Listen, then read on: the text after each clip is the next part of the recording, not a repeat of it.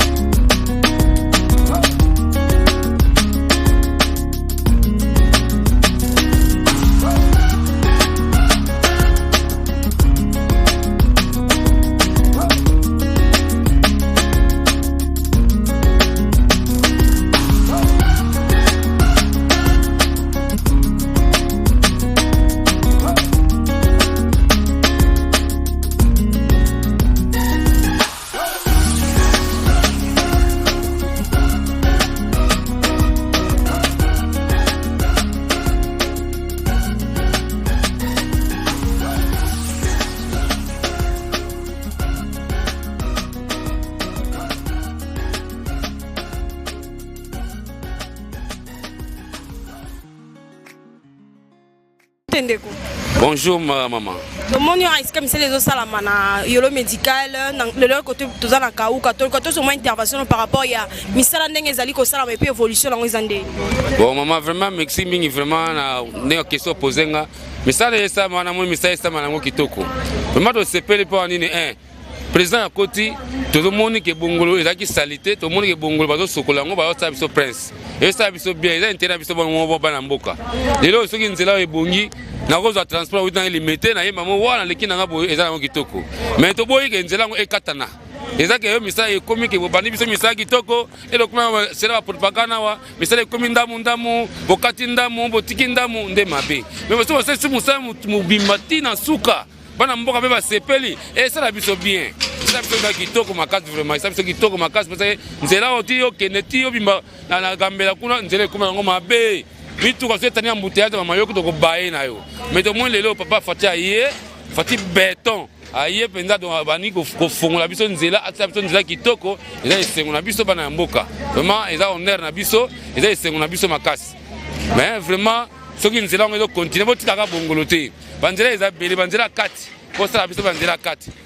Botika peka bongolote limité. Bolba yo kota serra 14e rue boko sala ti le pe de moni ata signe mo ça maté mais vraiment ils sont mis ndé banda nzela bongolo la moni ke banzela nyo surtout c'est boko sala na bino. Merci beaucoup. Merci maman.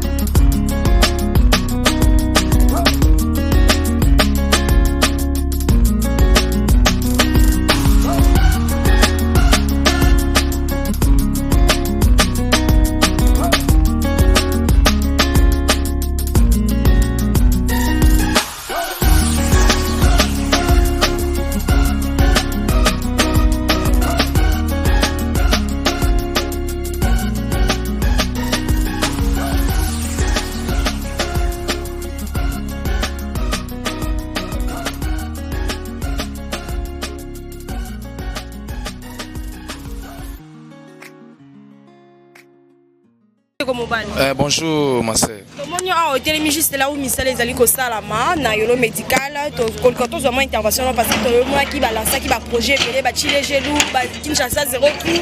To zo mona vraiment misala ezali ko salama pele na kati ngumba Kinshasa esiko to mona ki ba mabulu e comme belé. Intervention no ezali par rapport ya ba projet peu initiative malamu oya kotonga mboka to pe ko latsa lele ya sika Kinshasa songa oya. Voilà intervention na ngeza boye. To s'appelle Makasi d'abord ndenge bazui projet ya osala banzela parce que banzela d'abord et bebaki yangwana tant mon konzambo a lancé projet ya osala banzela to s'appelle Makasi parce que na bamboka nyoso to mona ba route secondaire ezala mais tellement que bango pe bazui pe likanisi qui fait basala banzela parce que nzela o ndeza bebaki ko banda limité tiko koma ko bimana ba kimbangu kuna na force kuna nzela bebaki mende bazui likanisi osala nzela o to s'appelle Makasi parce que eza pour na bien-être ya population ezo aider pe pour na eza pe na 4 type ya modernisation o etali mambo ya mboka mais na s'appelle Makasi mande bazui likanisi o pour ça tout le monde peut déjà misama ezo sala même si na Prince Université basali béton awa pe déjà babenda ko atame awa pe to ozela pe basala pe ki mwenza exactement malam Makasi ndenge vitesse misala ezo kende bien kende pena na mbamu bon vitesse misala et kende pour cette zomona bazo ki vraiment petit à petit na ebi que bientôt la ndenge tozo fêter ba route déjà ils a déjà na norme. Merci beaucoup. Ça va, merci. Na s'appelle Makasi.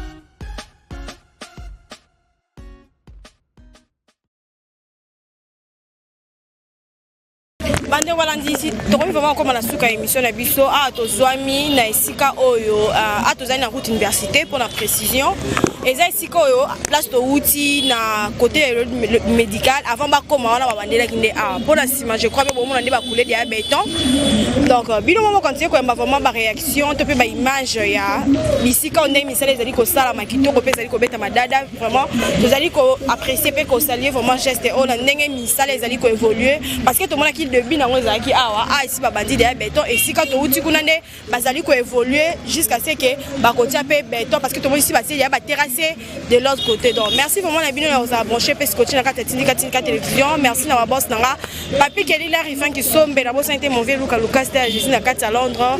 Mère Jenny Ndaya ba maman Jenny Ndaya kaimbe futur député en 2023 ba mbote sike zwami yo na boss inte mon vieux Doudou Kandolo depuis Canada na boss inte na Chaco. On va toujours na si ma caméra Camara, Mike Mzaya de la réalisation. Quand on va vraiment se revoir la prochaine numéro.